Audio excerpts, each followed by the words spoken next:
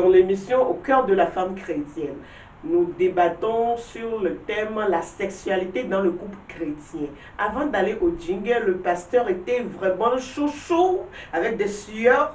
Alors je reviens à la question pour lui demander si mon mari avec qui je suis à la maison, parce que vous aviez dit que le sexe ne se limite pas à un nombre écrit quelque part ou bien écrit dans la Bible. Il m'adapte à ça 2 ou 3 fois ou 10 fois.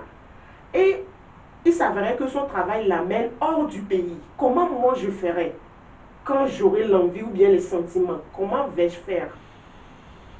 Ok, merci Tatatrice. Oui. Vous savez, je suis en train de dire que si vous brûlez d'envie de votre mari, allez le rejoindre là où il est. Et s'il n'est pas possible? Si vous ne pouvez pas aller, alors c'est là où vous êtes obligé de vous patienter.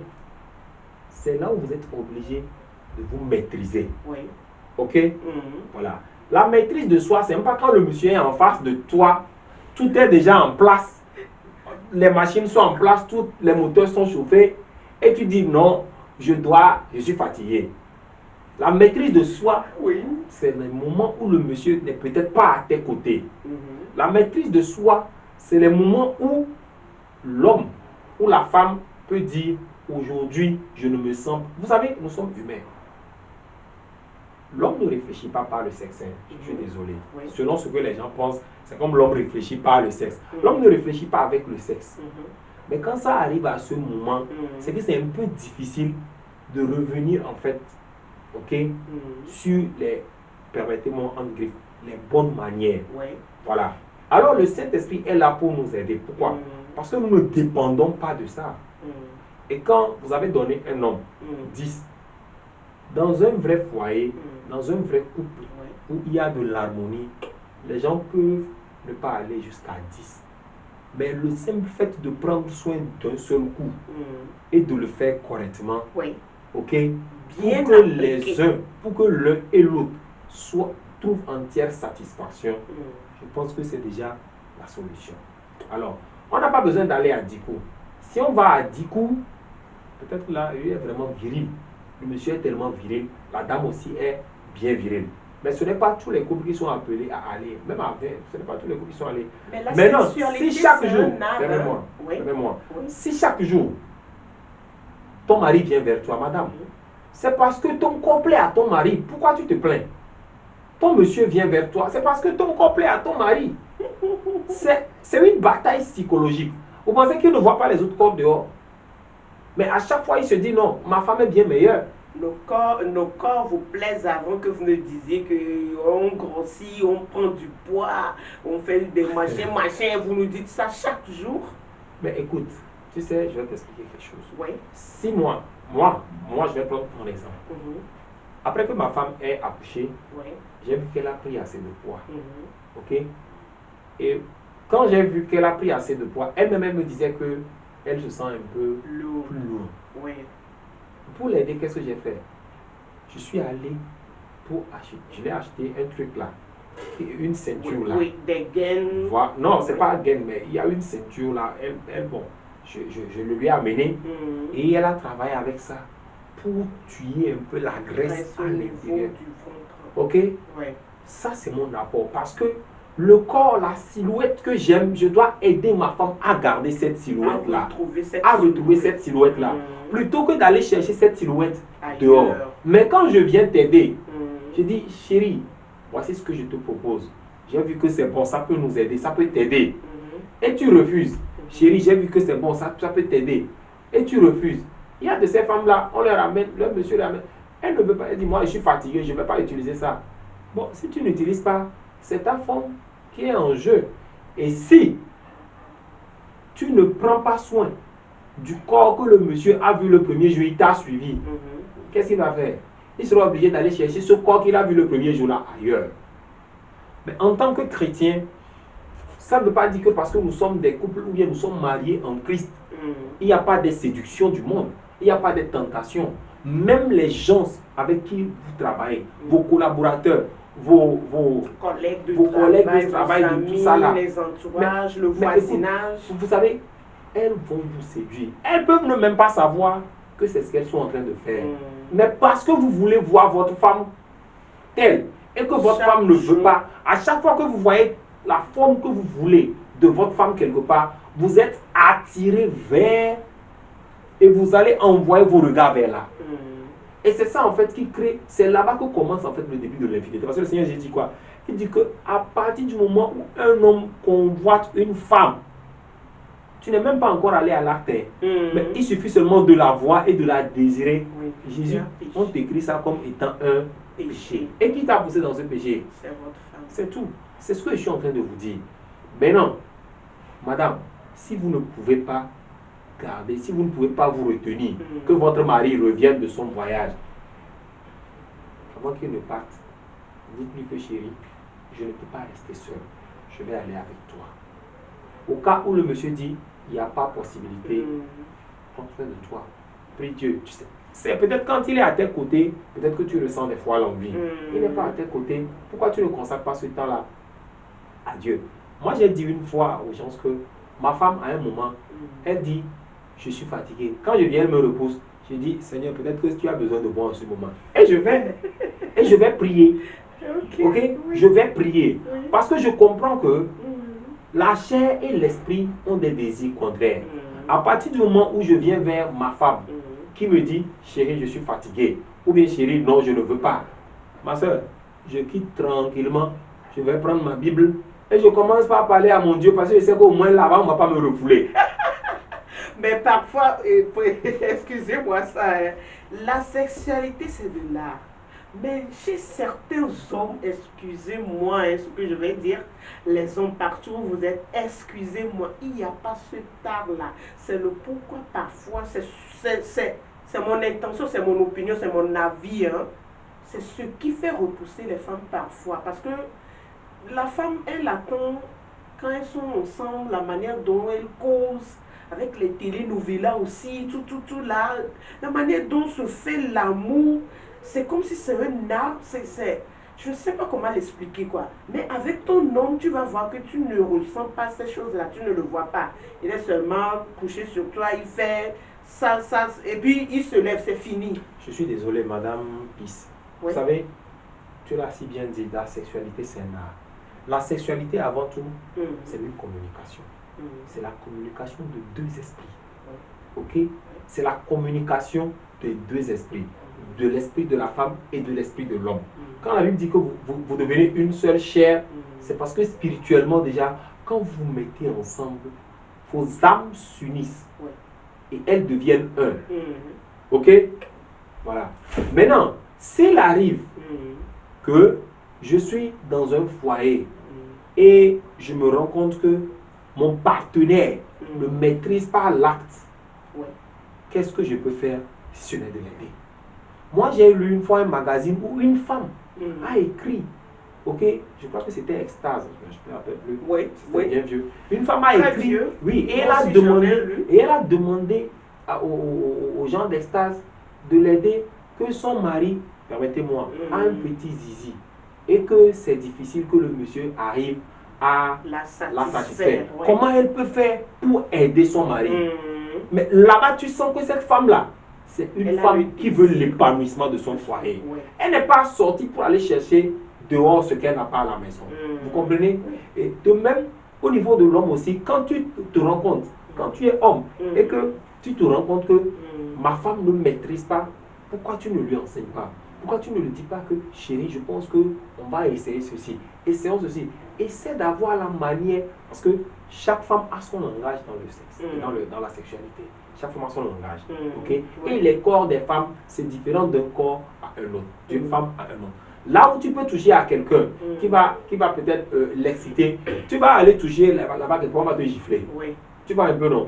Donc, il faut d'abord que tu connaisses la personne avec qui tu es. Et les femmes, vous savez, il n'y a pas de tabou quand toi et ton mari vous êtes au lit. Il n'y a pas de tabou. Parfois, c'est l'éducation. Justement, c'est pourquoi le mariage, vous devez comprendre que le mariage, c'est une autre école. Ou une autre école où on vient pour apprendre davantage. On ne vient pas pour abandonner ce qu'on savait, mais on vient pour apprendre davantage. Là-bas, quand tu étais chez tes parents, ils t'enseignaient par rapport à leur situation géographique, par rapport peut-être à la communauté dans laquelle ils vivaient, par rapport à leur façon de voir les choses. Tu as rencontré un monsieur qui aussi vient d'une famille qui l'a inculqué certaines valeurs qui ne sont pas forcément les mêmes que toi tu as. Maintenant que vous êtes ensemble, qu'est-ce que vous faites? Vous faites la jointure des choses. Vous essayez de voir qu'est-ce qui est mieux pour vous. Et c'est ce que vous prenez. Ok? C'est ce que vous prenez. Dans le mariage, on n'impose pas à l'autre ce qu'on veut. Mais dans la sexualité, on n'impose pas à l'autre ce qu'on veut. Mais vous imposez. Moi, vous les je n'impose pas. Pardonnez-moi si je vous traite en même temps, non? Parce que vous êtes le représentant, excusez-moi, des hommes aujourd'hui sur ce plateau. C'est le pourquoi je vous dois en même temps. Vous imposez. Pourquoi je dis ça? Parce que parfois, en posant, je vais poser la question comme ça. Est-ce qu'il y a des limites ou bien la Bible a donné une position quelconque pour faire l'amour? Permettez-moi, avant d'arriver aux positions, je vais éclaircir mieux ce que tu es en train de dire. Je dis bien que tu ne vas pas imposer à ton partenaire ou à ta partenaire ce que la personne doit faire. Mais tu peux lui proposer d'expérimenter ceci. Mais vos propositions ne se font pas sentir. Des fois, on sent qu'il y a la pression ou bien l'oppression dans vos propositions. Oui. Malheureusement, moi, mes propositions, elles ne sont pas des oppressions. Je suis désolé. Non, vous savez, dans n'importe quel foyer, ce que tu dis, c'est vrai. Oui. Parce que c'est ce que nous appelons des fois des agressions, en fait. Des agressions sexuelles. Oui. Ok? Tu dis, c'est ça là, c'est ça là, c'est ça là. Et la personne dit, je ne veux pas, je ne veux pas. La majorité des hommes, ce sont leurs comportements vis-à-vis face à la sexualité ou bien face au sexe, quoi. Non. Vous savez, l'homme l'homme c'est, je sais pas, l'homme conçoit le sexe autrement que la femme. Ok? L'homme, à travers la sexualité, il aime prouver son humanité, je ne sais pas comment il veut, sa manière d'être homme en fait. Voilà. Ok? L'homme, à travers sa sexualité, aime prouver à la femme sa manière d'être l'homme qu'il est. Ok? Dans sa mentalité, il se dit, je vais lui prouver que je suis un garçon. Voilà. Tu vois, non? Et naturellement, en fait, c'est comme ça que les hommes expriment. Et c'est une manière, en fait, c'est pas seulement la même, mais c'est une manière aux hommes d'exprimer qu'ils sont garçons. Ok? Voilà. Maintenant, les femmes, souvent, j'ai comme l'impression qu'elles ne comprennent pas. Le langage du sexe, c'est un langage. Pourquoi à chaque fois vous nous rabaissez en nous humiliant comme si nous sommes des bébés que nous ne comprenons rien? Pourquoi?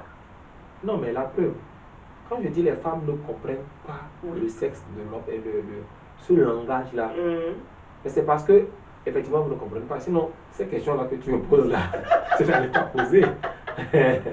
Je suis désolé. Parce que, écoute, si tu es en relation avec quelqu'un, tu es marié. Vous savez, excusez-moi, je veux que nous allions sur une même longueur d'onde. Ok. Les mariés, la manière dont, la façon dont les mariés conçoivent l'acte sexuel, quand vous êtes, permettez-moi de le dire, quand tu es hors du mariage, tu te dis que si je me marie, mais quand tu rentres dedans, c'est autre chose. Très bien, c'est autre chose. C'est une autre réalité. Donc ce que nous sommes en train de dire, beaucoup qui ne sont pas encore mariés peuvent ne pas comprendre. Ils peuvent porter des réserves à ce que je dis. Et je ne dis pas que ce que je dis c'est la vérité légitime. Moi je donne mon appréhension de ce que je connais de la chose. Et je ne dis pas que ce que je dis c'est ça la vérité absolue. Mais je sais que ce que je dis est vrai. Et très vrai. Ok? Voilà. L'homme doit comprendre que pour aller avec une femme, il me faut du temps. Parce que quand vous êtes dans une relation avec une femme, ce n'est pas le sexe qui compte pour la femme d'abord. Mais l'homme, c'est d'abord le sexe qui compte. Si les femmes comprenaient que pour l'homme, c'est d'abord le sexe qui compte, et que les hommes comprenaient que pour la femme, ce n'est pas d'abord le sexe qui compte, je pense qu'ils vont trouver un juste milieu. Vous voyez, c'est ce que je suis en train de dire. Les femmes ne comprennent pas que quand je vais avec un homme, c'est le sexe qui est important pour lui.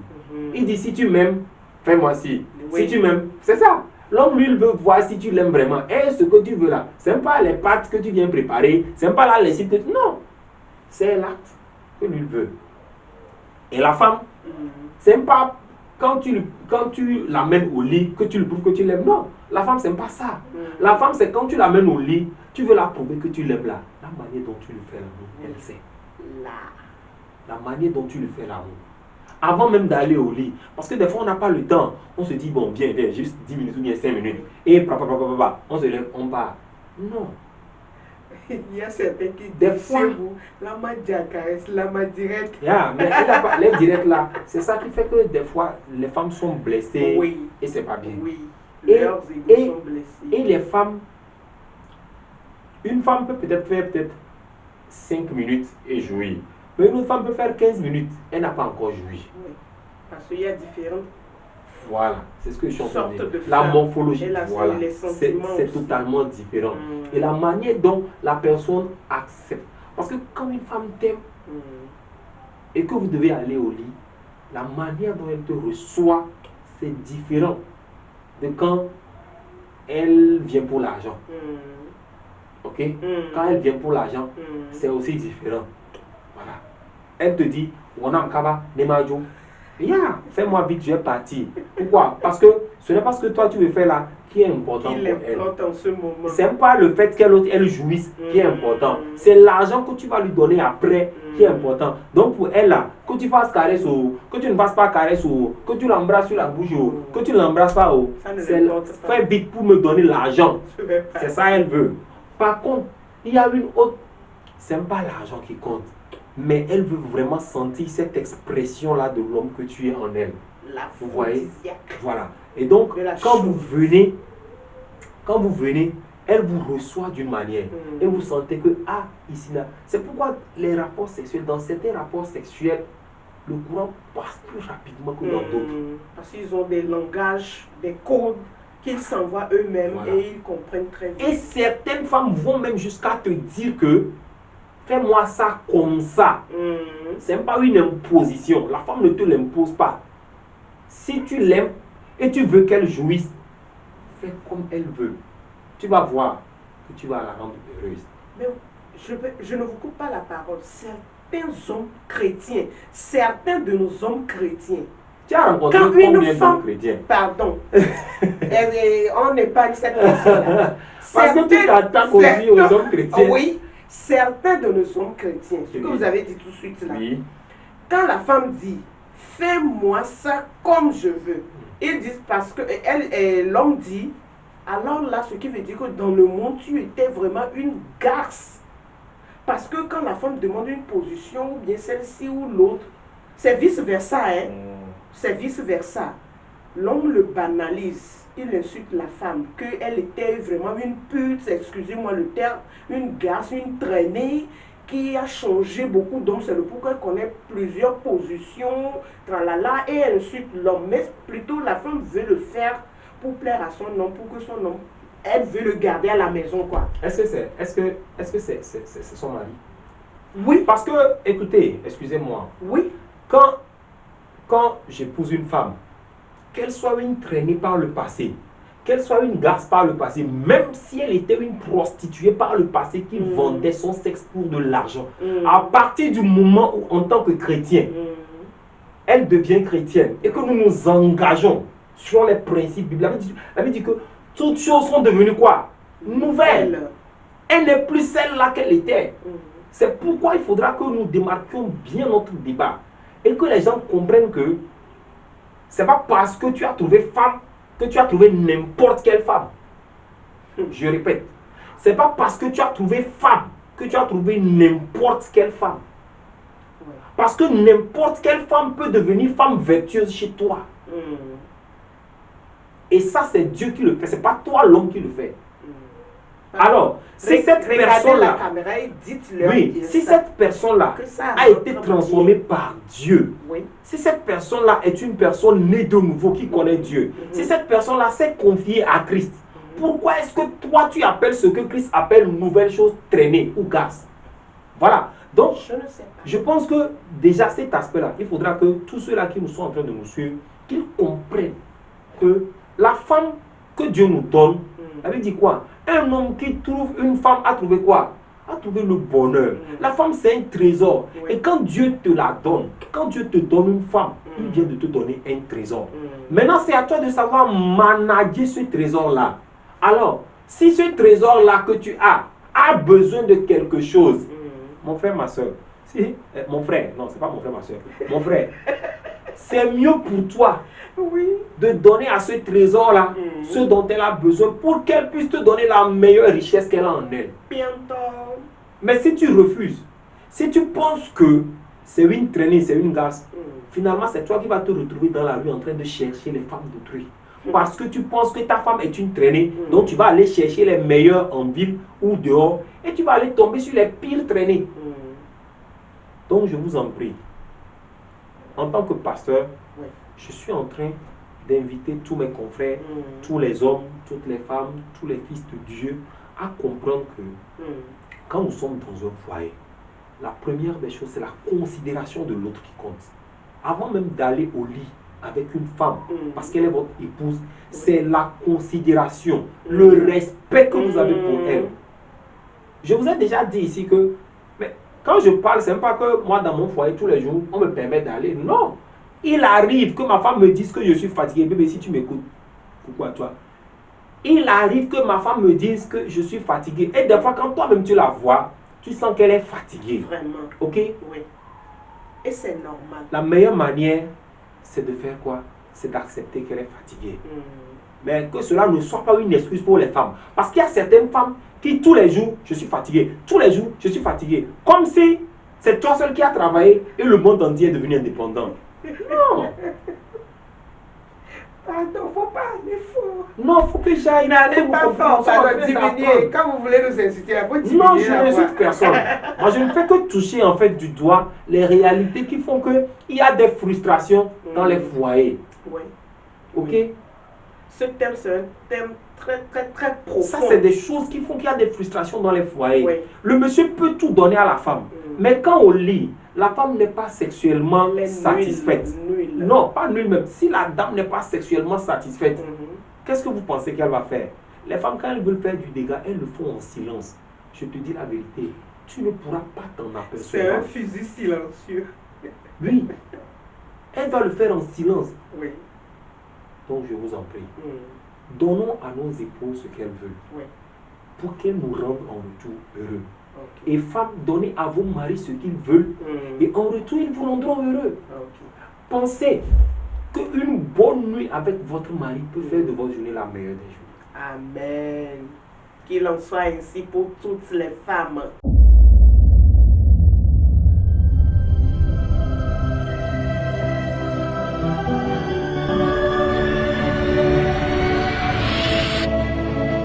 Christ Chez vous TV. When Jesus follows you everywhere.